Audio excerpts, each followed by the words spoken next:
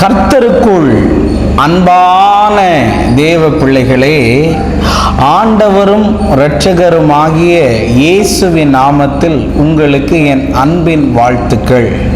இந்த நாளிலேயும் நீதிமொழிகள் 27வது அதிகாரம் அதனுடைய 1வது வசனத்தை வாசிக்கிறேன். நாளைய தினத்தை குறித்து பெருமை பாராட்டாதே, ஒரு நாள் பிறப்பதை அறியாயே என்று எழுதியிருக்கிறத பார்க்க முடியும். இன்னைக்கு மெசேஜோடைய தலைப்பு என்ன தெரியுமா? நாளுக்கு நாள் கவலை நாளைய தினத்தை குறித்து. ஆனால் வேதம் என்ன சொல்லுது தெரியுமா? நாளைய தினத்தை குறித்து நீ பெருமை பாராட்டாதே, ஒரு நாள் பிறப்பதை நீ அறியாயே என்று. நாளைக்கு நடக்கிறத நாளைக்கு பார்த்துக்கலாம், இன்னைக்கு நடக்கிறத இன்னைக்கு நீ பார்த்தாகணும்னு ஒரு சூழ்நிலை இருக்குது.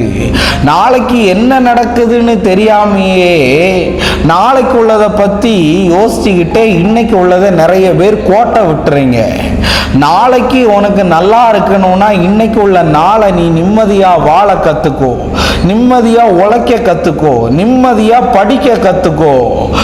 நாளைக்குள்ள எக்ஸாமுக்கு எப்படி எழுத போகிறேன்னு யோசிச்சே இன்னைக்கு படிக்காமல் இருக்காத. அதுதான் நான் உன்கிட்ட சொல்ல வர்றது. சில வார்த்தைகளை எல்லாம் ஆவியானவர், நான் அதெல்லாம் ப்ரிப்பேர் பண்ணிட்டு வந்தாலும் சில டைமில் ஆவியானவர் தாங்க இப்படியெல்லாம் பேசுகிறாரு.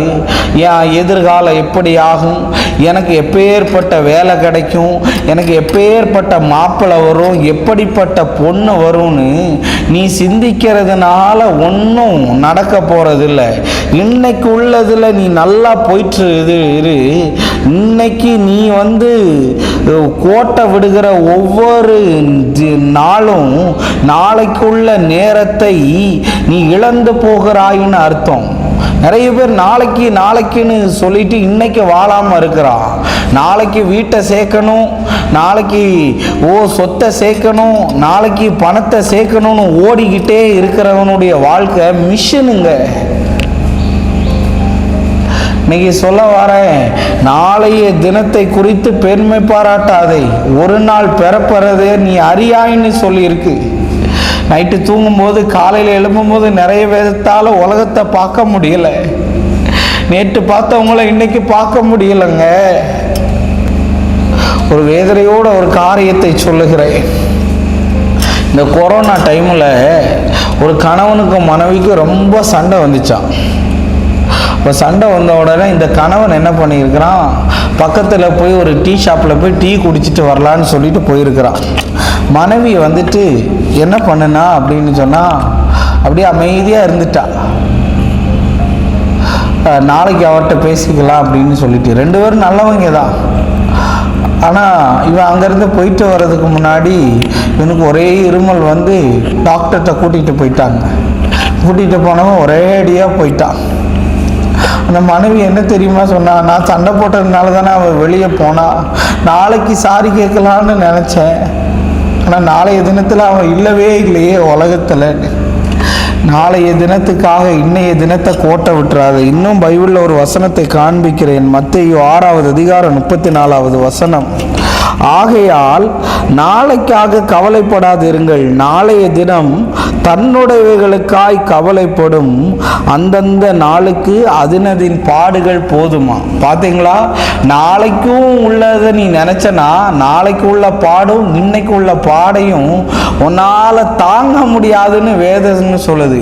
இன்னைக்கு உள்ளதுக்கு போதும். இன்னைக்கு நீ ஸ்ட்ரெயிட் ஃபார்வர்டாக இருந்தியா, இன்னைக்கு நீ உழைச்சியா, நிச்சயமாக ஆண்டவர் உனக்கு ஒரு பெரிய அற்புதத்தை செய்வார். நீ இன்னைக்கு சேர்த்து வைக்கிறதா நாளைக்கு பெரிய அமௌண்ட்டாக மாறும்.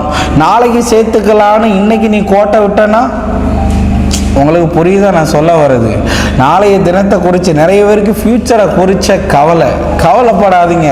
உங்கள் கரத்தை பிடிச்சவர் உங்களை நடுத்தருவில் விட மாட்டார், உங்களை பள்ளத்திலேயோ குழியிலையோ கொண்டு விட மாட்டார், உங்களை சேர்க்க வேண்டிய இடத்துல சேர்ப்பார். வேலை இல்லாமல் அழுறையா, படிச்சுட்டு சரியான வேலை கிடைக்கலையேன்னு அழுதுகிட்டு புலம்பிக்கிட்டு டிப்ரெஷனில் இருக்கிறியா, அதிலிருந்து வெளியே வா, கர்த்தர் உனக்கு அற்புதத்தை செய்வார். நம்ம ஜெபிப்போம். அன்பான நல்ல ஆண்டவரே, இந்த நேரத்துக்காக நன்றி. ஆண்டவரே, நீர் எங்களோடு பேசின நல்ல வார்த்தைகளுக்காக நன்றி சொல்லுகிறேன். எல்லா தடைகளையும் கர்த்தராகிய ஆண்டவர் மாற பண்ணி நாளைய தினத்தை குறித்து யோசிக்காமல் இன்றைய தினத்திலே எப்படி வாழ வேண்டும் என்பதை இந்த பிள்ளைகளுக்கு காண்பியும். இயேசுவின் நாமத்தில் வேண்டுகிறேன் நல்ல பிதாவே. ஆமேன், ஆமேன். God bless you. கர்த்தர் உங்களை ஆசீர்வதிப்பார்.